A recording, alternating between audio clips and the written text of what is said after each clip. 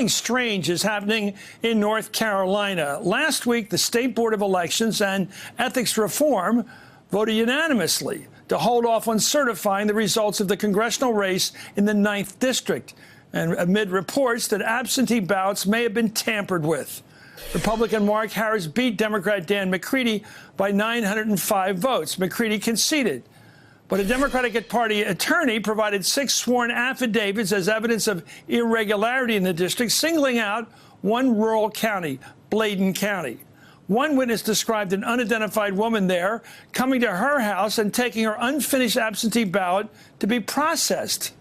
Another affidavit alleged that an individual paid by the Harris campaign as a contractor to work on absentee ballots would be paid a bonus if Harris beat McCready. Finally, a political scientist in the state noted that an unusually high number of mail-in absentee ballots requested in Bladen, that county, and neighboring Robeson County were not returned. In other words, they weren't filed as ballots. According to the Charlotte Observer, more than 40% of the ballots requested by African Americans and more than 60% of those requested by American Indians, Native Americans, did not make it to the election officials. For white voters, that figure was about 17%. Big differential. For more, I'm joined by Allison Riggs, Senior Staff Attorney at Southern Coalition for Social Justice. Thank you so much, Allison. This is a troubling case. Explain it now to somebody who's never heard anything about it, if you could.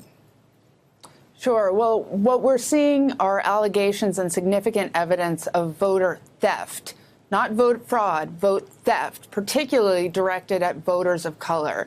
And there's 2 pieces of this that I think are really significant. One is the rate at which Harris won the absentee vote in Bladen County doesn't match up with historical trends. Harris won 61% of the absentee vote in 2018. In 2014, the Democratic congressional candidate won 67%, and the Democratic Senate candidate won 74%. So the numbers of accepted absentee ballots are strange. And then we have 1,200 votes in Bladen County, 1,200 absentee requests never returned, predominantly people of color. And you see similar patterns in neighboring Robeson County. And all of this is happening in the context where the legislature is currently contemplating and is about to enact a voter ID law that will disproportionately harm Black and American Indian voters in this state. It's very troubling.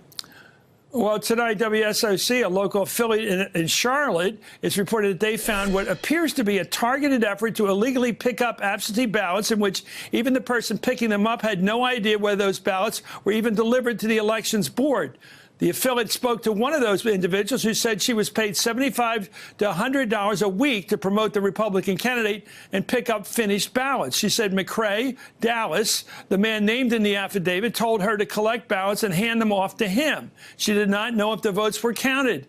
Let me ask you, can you go backwards on this and say, what did these people do exactly to corrupt the system? What actions did they take?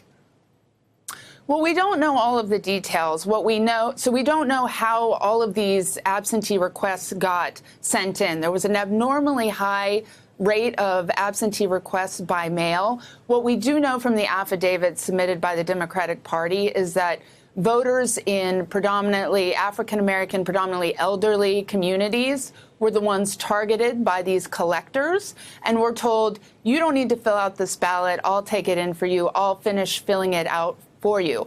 And so I think that in part explains why the vote totals, the absentee vote totals, don't really accord with past political trends in Bladen County, which is majority Democratic and nearly 40% African American. So the premise here is that Republican operatives, to help the Republican candidate, went out and sent a lot of requests in for absentee ballots from African Americans. They knew their addresses, they knew their names, and then they went around knowing when those absentee ballots were going to show up and collected them and filled them in for either their candidate or destroyed them. Yeah, I mean, there are both. Is that what you think happened? Numbers.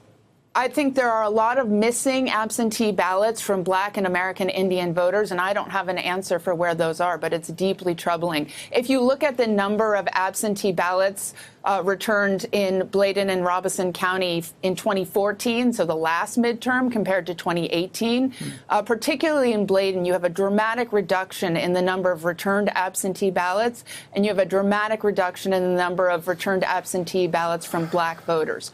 So where did they go? Well, I know you're going to stay on this, Allison Riggs. Please get back on the show as soon as you find out something new. This is very disturbing. Hey there, I'm Chris Hayes from MSNBC. Thanks for watching MSNBC on YouTube. If you want to keep up to date with the videos we're putting out, you can click subscribe just below me or click over on this list to see lots of other great videos.